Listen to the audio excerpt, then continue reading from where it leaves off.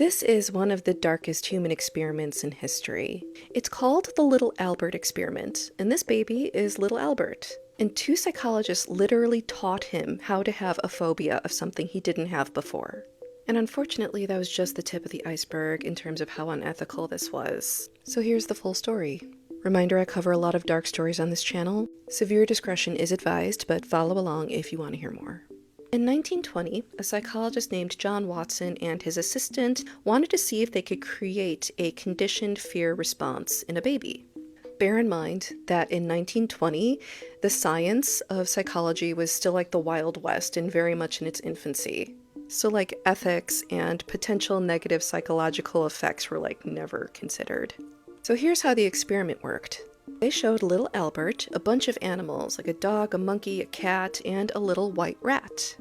And at first, no big deal. He wasn't scared at all. He actually tried to play with them. But then things took a turn. The next time they brought out the animals, they paired it with a terrifying, loud noise over and over again. And the result? After doing this enough times, little Albert just started to freak out at the sight of the animals, but it didn't stop there. His fear started to become generalized. Little Albert became scared of anything fluffy.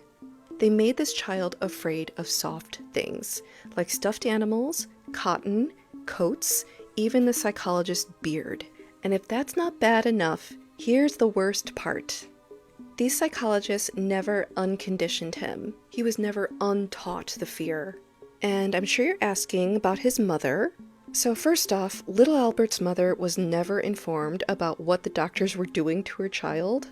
I'm not even joking. So without this knowledge, she took her child and she moved away.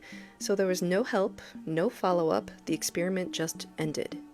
And what happened to little Albert remains a mystery.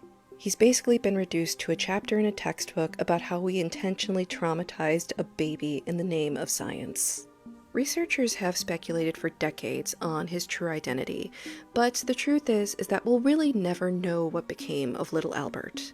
We don't know if he died young or lived a long life with a fear of anything white and fluffy. What we do know is that as a baby, little Albert was subjected to inhumane and unethical treatment. Scientists taught him to associate comfort with terror, and then they abandoned him. And it continues today to be one of those experiments that broadens the space between curiosity and cruelty.